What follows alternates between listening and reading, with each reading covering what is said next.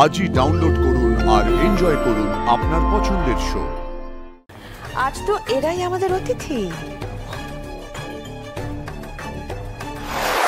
তুমি আমার হবু বৌমার কথা অমান্য করেছো, আদেশ অমান্য করেছো, তার শাস্তি তোমাকে পেতে হবে।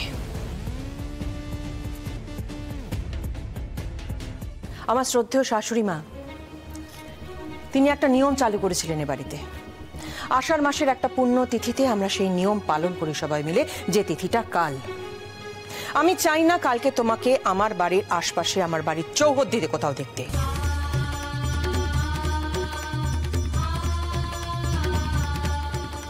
আমি না বলা পর্যন্ত তুমি আমার কিচেনে ঢুকবে না।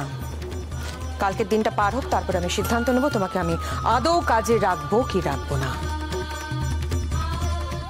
কুসুমের জন্য অতিথিরা খেতে পেল আজ, আর তাকেই এত বড় শাস্তি দিচ্ছে মা। ইন্দ্রাণী, এটা লঘু পাপে গুরুদণ্ড হয়ে গেল না? রাজ, তুমি তো জানো আমাদের বাড়ি, আমাদের পরিবার নানান নিয়মে বাঁধা, আর সেই নিয়ম মেনে সবাইকে চলতে হয়। যে সে নিয়ম মানবে না তাকে শাস্তি পেতে হবে। রাজ, কালকের দিনটা পার হতে দাও, তারপর আমি দেখছি কি করি।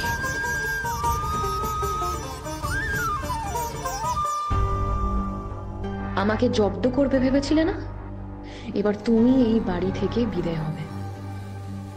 এত সহজে মেয়েটাকে তাড়িয়ে দিতে পারবো এটা আমি ভাবতে পারিনি, জানেন। ঠিক জমলো না। ঠিক আছে, কি আর করা যাবে। এবার যাতে দিদি তার সিদ্ধান্ত না বদলায় সেই ব্যবস্থাটা আমাকেই পাকাপাকি করতে হবে।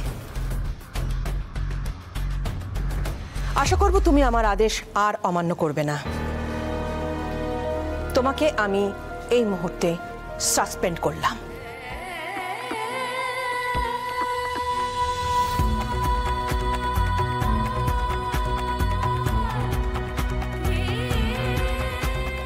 বেরিয়ে যাও, বেরিয়ে যাও।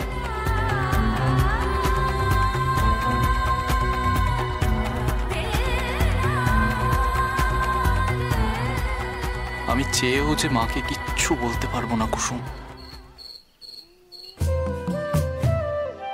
দিদি, এই দিদি, দিদি তুই ঘরে কি করছিস রে দিদি?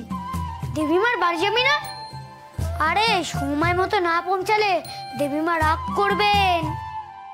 না ঘন্টু, আজকে দেবী মায়ের বাড়িতে না গেলে উনি রাগ করবেন না, উল্টে খুশি হবে নয়তো। কেন, তুই কি আজকে ছুটি নিয়েছিস? তাহলে চল না আমরা একটু ঘুরে আসি। জানিস দিদি, এখানে মেলা বসেছে রে, নাগরদোলাও এসেছে। আমাদের মালদার মতো ছোট নারী, ইয়া বড়। ঘন্টু, আমার ইচ্ছা করছে না। হ্যাঁ রে মা, কি ইচ্ছে করছে না? বাবা দেখো না, কি? দিদিকে বললাম যে আমাকে একটু মেলায় নিয়ে যেতে, দিদি যেতেই চাইছে না। ও কি করে তোকে মেলায় নিয়ে যাবে? ও তো কাজে যেতে হবে। হ্যাঁ রে কুসুম, কাজে যাবি না? না বাবা, শরীরটা না ভালো লাগছে না, তাই একটু বিশ্রাম নিচ্ছি। শরীর ভালো লাগছে না কেন? কি হয়েছে? জ্বর টর এলো? দেখি দেখি। না, ঠান্ডাই তো আছে। কি হয়েছে আমায় বল, কি হয়েছে? কি কই, কিছু হয়নি তো। আরে কর্তামা বকেছে? না, দেবী মা আমাকে খামোকা বকতে যাবে কেন? আচ্ছা বাবা, হ্যাঁ যাও ঘন্টুকে নিয়ে একটু মেলা ঘুরিয়ে নিয়ে আসো। হ্যাঁ চলো না বাবা, পান্তাকেও নিয়ে যাই, ও তো কোনো মেলায় যায়নি। পান্তাকে কিভাবে নিয়ে যাবো? ওকে বেরোনোর সময় যদি কেউ দেখে ফেলে? আরে ওকে আমি এইভাবে জামার তলায় লুকিয়ে নেব। কুসুম আসি রে। আয় ঘন্টু আয়।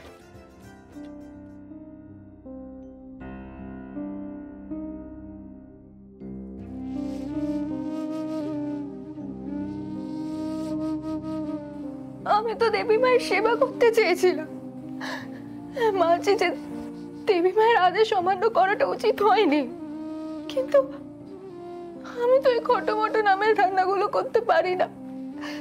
যদি খাবারগুলো খেতে খারাপ হতো তাহলে তো দেবী মায়ের অসম্মান হতো, অতিথিরা না খেয়ে চলে যেত।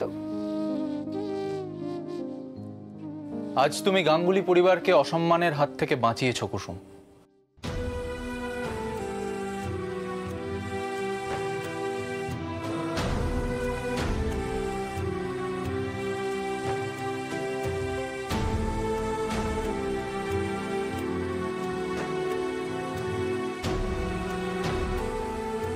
আসলে আজ আমাদের বিজনেস ডিলটা ফাইনাল হয়নি কুসুম, তাই জন্যই মার মনটা খারাপ হয়ে রয়েছে। তাই হয়তো মা তোমাকে ওই সমস্ত কথা বলে দিয়েছে। তবে তুমি ওইসব নিয়ে একদম মন খারাপ করো না। কিন্তু ছোট সাহেব, দেবীমা যদি আমাকে চাকরি থেকে বের করে দেয় তাহলে? আমি তো শুধু দেবীমার সেবা করতে চেয়েছিলাম, এই জন্য তো বাবার ডাকে আমি গ্রাম ছেড়ে এই শহরে এসেছি। আমি জানি কুসুম, আমি সবটা জানি। দেখো, এতে এতে তোমার কোনো দোষ নেই। তুমি তো তাও কিছু একটা রান্না করে আমাদের গেস্টদের খাইয়েছো, না হলে তো তাদের না খেয়েই ফিরে যেতে হতো। দেবীমা তো আমাকে কালকে কাছে যেতেও বারণ করেছে। কালকের দিনটা যাক, তারপরে আমি নিজে মায়ের সাথে কথা বলবো। আসলে কি বলতো, কালকের দিনটা মায়ের জন্য ভীষণ গুরুত্বপূর্ণ একটা দিন। কাল আমাদের বাড়িতে বিশেষ বিশেষ কিছু অতিথি আসবেন এবং তাদেরকে মা নিজে দাঁড়িয়ে থেকে খাওয়াবে। কালকেও বুঝি ওই ঘর বন্ধ করে আলোচনা হবে, আবার বিদেশিরা আসবে? না, কাল যারা আসবেন তারা তাদের থেকেও বড় গেস্ট। কারা আসবে কালকে? সেটা কাল এলেই দেখতে পাবে। তাহলে আপনাদের জন্য তো কালকেও খুব গুরুত্বপূর্ণ একটা দিন। তার জন্য অল দ্য বেস্ট।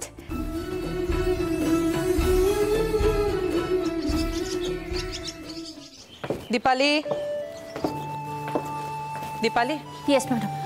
আজ অতিথিদের খাবারের সাথে শ্রীরাধার পায়ে ঠেকানো ভোগ দিয়ে দিও, কেমন? Okay madam. ব্যবস্থা সব পাকা? হ্যাঁ আন্টি,